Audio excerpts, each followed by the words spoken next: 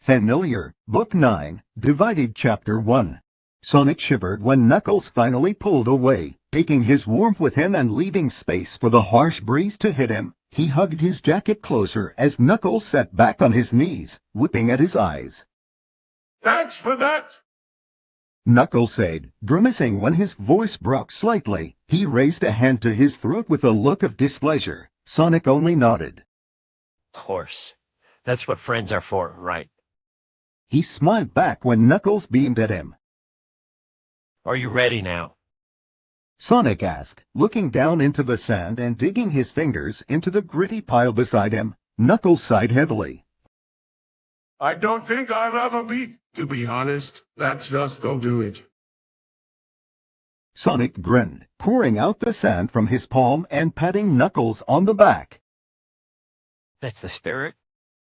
He stood, offering Knuckles his hand. Sonic wrapped his arm around his friend's shoulders as they continued onwards, the house growing closer with each step. The truth grew closer to being revealed with each step.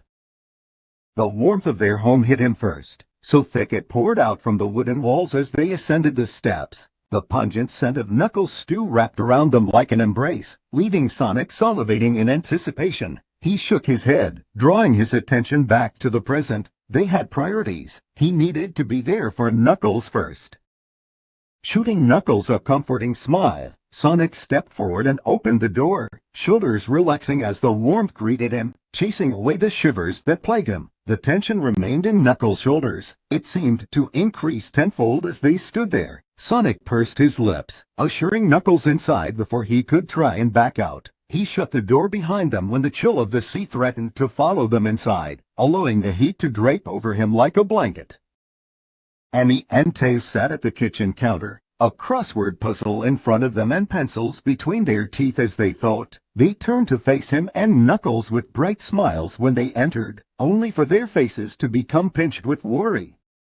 "Top memory," Tails asked, standing up from his seat and stepping closer. Sonic hummed. You could say that. He turned to Knuckles, frowning when the Echidna shifted his gaze to the floor, eyes clouded over as he fretted. Should he give Knuckles something to go off of? But he didn't want to pressure him even if Knuckles had assured him he was as ready as he would ever be. "I have something to tell you guys." Sonic jumped, turned from his thoughts when Knuckles spoke. Pride welled up in his chest, only dampened when he noticed how tightly the Echidna had his fists clenched. What if his hands began to bleed? Tails tilted his head and Amy made a curious noise. Knuckles gestured to the couches in the living room, keeping his eyes on the floor to avoid their gazes. Tails frowned, shooting Sonic a worried look. Sonic only smiled reassuringly at him, and Amy, when she gave him the same look.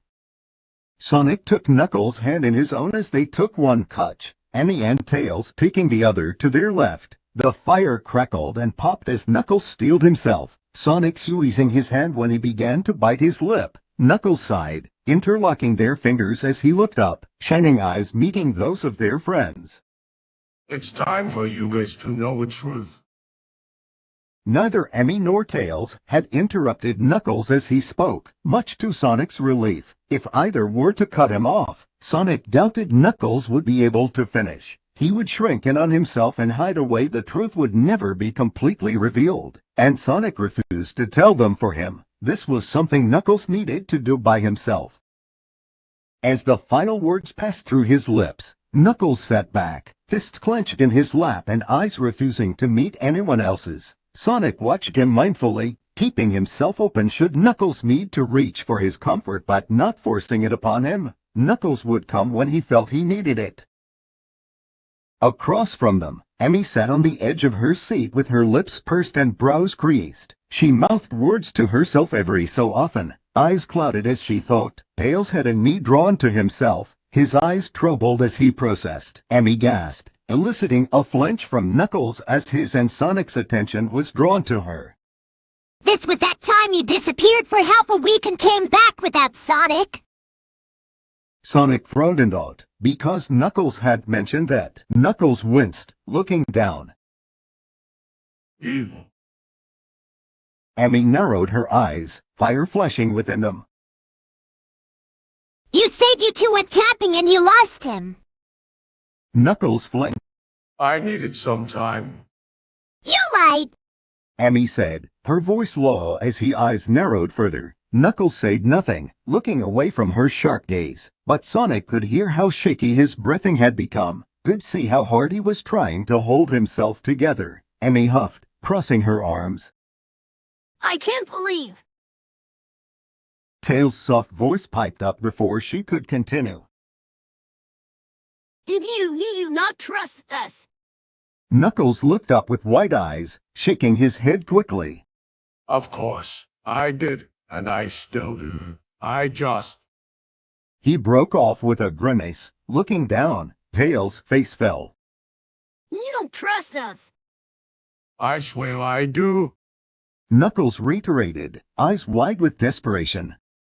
But you did tell us. You barely seemed upset and you never tried to talk to us instead going on all those walks.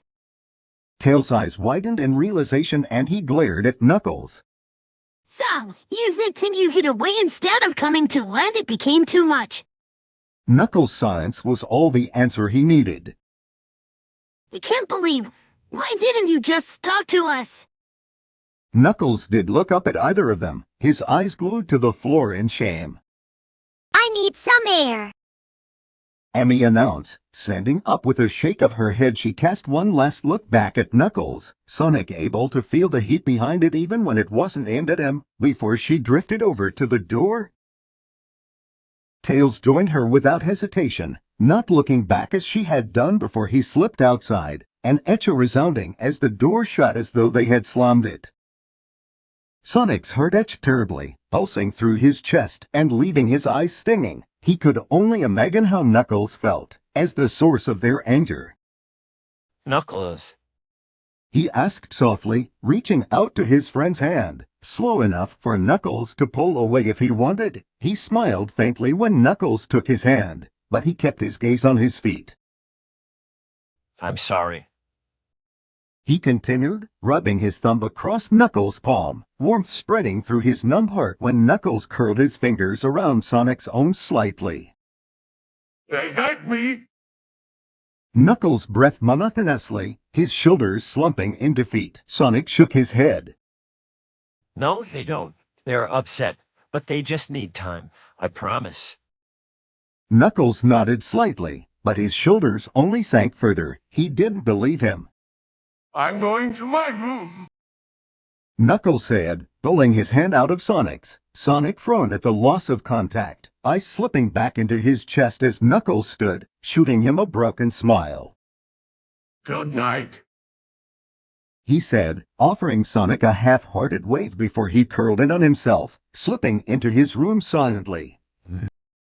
Silence filled through the house. Sonic cursed himself, looking between Knuckles' room and the front door. Sighing, he headed into his own room, foregoing dinner when the etching numbness filled his gut and tore his previous appetite in two. He shut the door behind him softly, as though, if he made too much noise he would shatter the already tense atmosphere that had been built in his home. Sonic shook his head with a grimace, turning and placing his two new shards amongst the previous ones, wrapping them up reverently. He dropped into his hammock, drawing his blanket tightly over his chest in an attempt to comfort himself.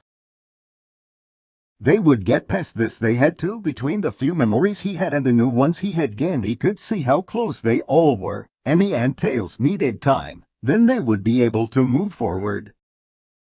At least, that was what he told himself as he slipped away into a dreamless sleep.